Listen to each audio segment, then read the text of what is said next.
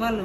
Hello বন্ধুরা, আসসালামু আলাইকুম। আমি আব্দুল্লাহ নিয়ে আজ তোমাকে একটা কবিতাটার নাম আমাদের স্বপ্ন দ্বীপ। লিখেছে রবীন্দ্রনাথ ঠাকুর। আমাদের স্বপ্ন জলে বাঁকে বাঁকে, বৈশাখ মাসে তার হাত জল থাকে, পায়ে হয়ে যায় কই, পায়ে হয়ে গাই, তুই যায় উসুতা ডাল হুতায় পাই, সিক সিক করে কোথাও নাই কাদা, এক ডাই গাছ ফুলে ফুলে সাদা, ফুলে ফুলে সাদা।